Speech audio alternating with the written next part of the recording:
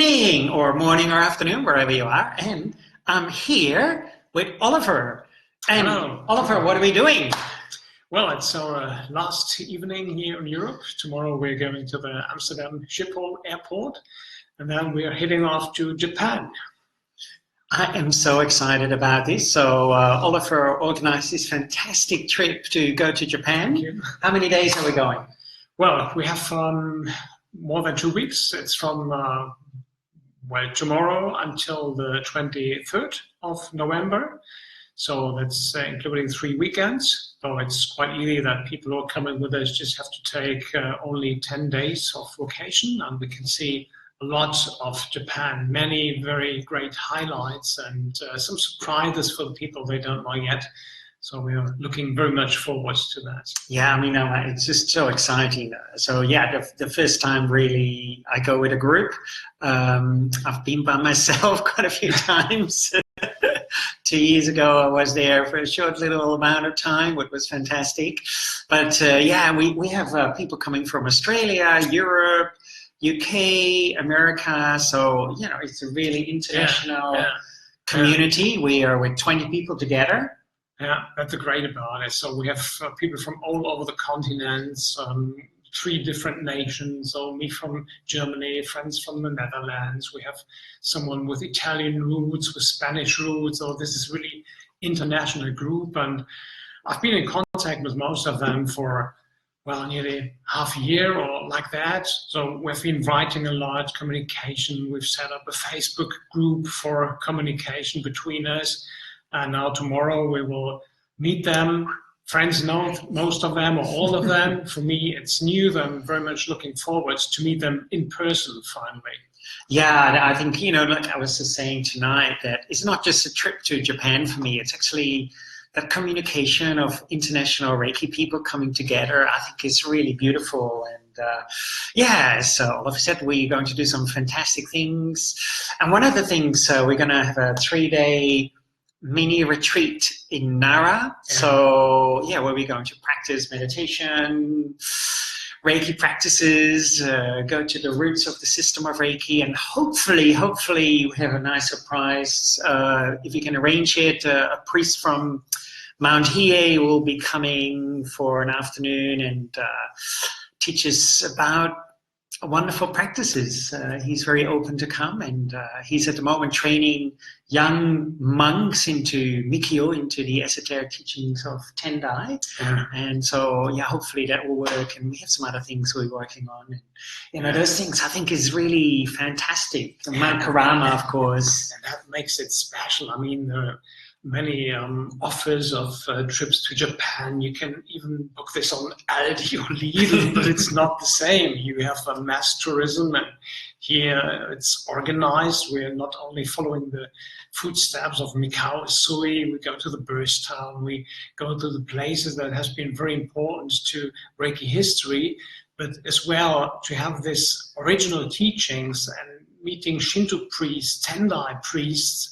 That makes it really special, and these are big highlights. I'm personally looking forward to meet that people, teachers of friends who formed him. That's really exciting to meet them, to see them. Yeah, we're going to meet up with Hiroshi Doi. It's another exciting element. Yeah. Well, Hiroshi Doi was born in 1935, so that means in November he's becoming 84. And he said it's time for retiring a bit. As far as I know, he offered seminars only once a year in the last years. And I've been told that we would be the last group to meet. And this is an honor. This is a special honor to meet him. We'll have one day. It's a Koryokai. That means with our group, we meet Japanese Reiki practitioners. We have a common day.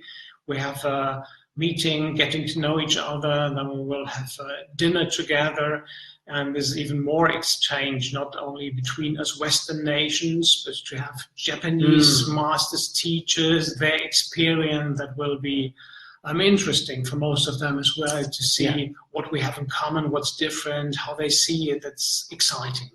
Yeah, I think I met Hiroshi Doi in 2003 for the first time in Osaka, what was fantastic. And, you know, you've translated his books into German, what is another wonderful element. Yeah, that was a highlight. I made my training with Hiroshi Doi in Japan 3 years ago, and I learned a lot, even before, from a teacher he trained in Germany, Hiroko Kasahara.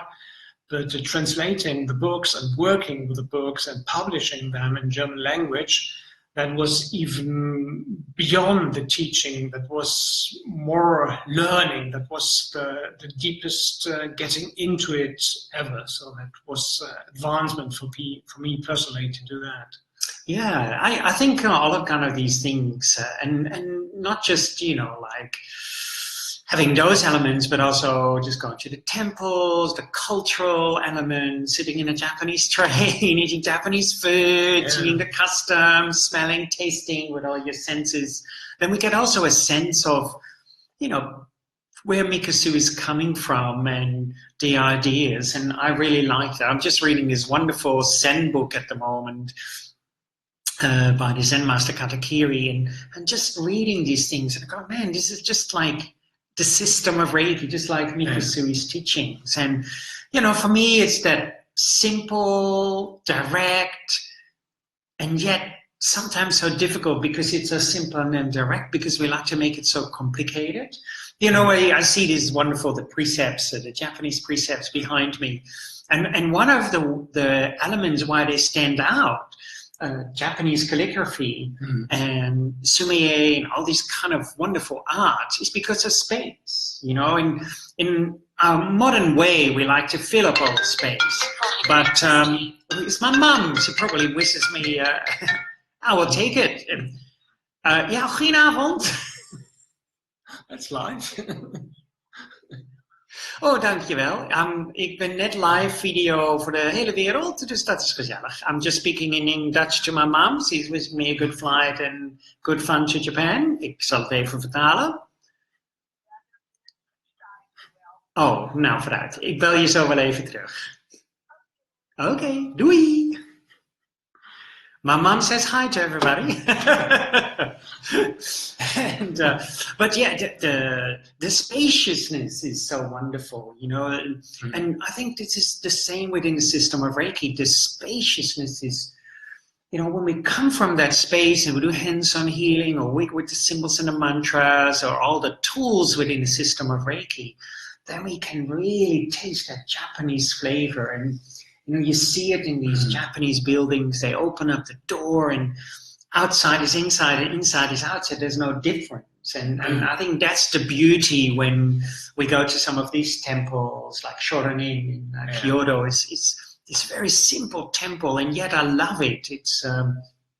It was a temple what actually looked after Mount Kurama in Mikasui's time. So it's a very simple, beautiful little temple. I went there first in 2001 and fell in love with it. And yeah, you can see some really interesting things there as well, hopefully, what we can point out when we're there. Yeah, and especially I'm looking forward to go to Mount Hihai. I've been to Mount Kurama 3 years ago, and you know, Mount Kurama is important for the Reiki history and the enlightenment experience, Satori, where it comes from. But Mount Kurama in that time belonged to a community that was located in Mount Hihai. Yeah. So Kurama was, for us, it's Mount Kurama, but Mount Kurama was just a part of something greater. Absolutely. This greater was Mount Hihai.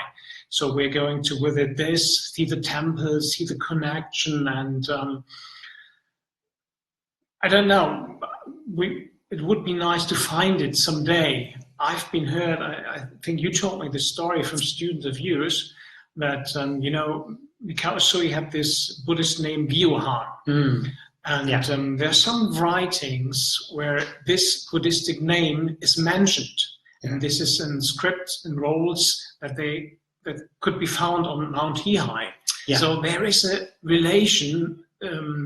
It's proven, but I haven't seen it with my eyes, of course, friends. No, but there is a relation. And he has been there. He's been practicing there. We know that. So this is another play that's interesting and of interest for Reiki history. Not only the birth town, Mount Karama, but Mount Hiei is special, and we are going to see this. And I think just walking in this and breathing there, getting all the energy and the connection, that's something I'm looking very much forward. Yeah, my teacher, who is a priest on Mount Hiei, and he tells me this story that his teacher, Sakai Ajari, he was seen as a living Buddha in Japan, very famous, very well-known practitioner, very direct experience, that Sakai Ajari would walk around Mount Hiei. Mount Hiei is huge, I mean, so he would walk there and to feel, and my teacher said, Sakai Ajari would say, I feel the Reiki of the mountain. And the mountain is the mother of Reiki. And he linked it again, this Reiki of the mountain. And it's not, we see, when we think about Reiki of the mountain, we see Reiki, we see this priest, but in their eyes, there's no difference. So as soon as we say the Reiki of the mountain is the Reiki of the priest, we see it very dualistic, but for them there is no, they start off already seeing it not from a dualistic nature, more from a non-dualistic nature. And then he continues to say that this Reiki from the mountain is the breath of Fudomyo. Mm-hmm. And for me, all of these little gems, when you look at the system of Reiki, and you look, for example, at the Reiki 3 symbol and mantra, Daikomyo, and we can see all these interlinking and how it could fit into place. And we had dinner tonight here in Haarlem, Holland, and we said, it's so interesting that there is no written material by Mikusui himself, and who knows, maybe one day that will come forward. I hope so. But in the meantime, we can always debate what is this or what is that. We can look at this cup from this side, from that side, from this side, different angles, and then we can debate till we're blue in the face what is a cup. And this is so nice in this book I'm reading at the moment from Katagiri. It said, don't intellectualize, just practice, and just practice. And for me, that just practicing is really that embodiment of the precepts, what we see behind us. Mm-hmm. And that, for me, actually is really what makes a really good practitioner, that in our daily life, just for today, in every action we do today, that we can embody the precepts as much as possible. And as we all know, that is bloody difficult. Yeah. And this is why traveling also is so very exciting, because we don't know, maybe the train doesn't go on time, or maybe whatever happens. And that in that traveling, in that journey of traveling to Japan and through Japan with a group, that itself is already practice, to work with international people, young and old, from different cultural backgrounds, where we just have to be compassionate and caring to each other. That, I think, is not just a trip to Japan, but that in itself, for me, is very potent as a practice. Yeah, I think so as well. And for me, Reiki is not only hands-on healing, and it's not self-treatment every day. No.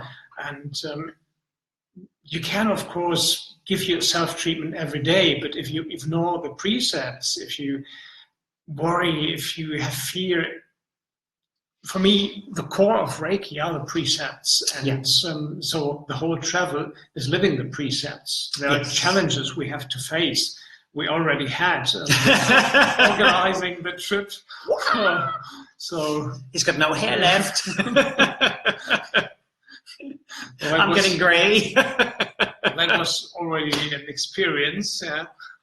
We just said, just for fun, if there would be a fixed precept, that would be not your bank. And for me, that would be the biggest challenge, because I had so many experience with them in the last couple of days. So it's living the precepts and not worrying, and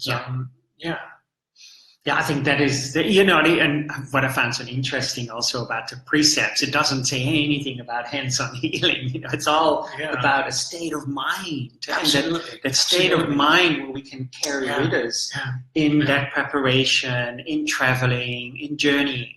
And life is a journey, right? And we cannot step out of that. And that is, for me, the beauty of this trip, trying to see how we can, as much as possible, observe the precepts in our daily action, in hotels, trains, funky toilets. If you've ever been to Japan, you have this gadget next to you and you press all these different buttons and all sorts of things happen.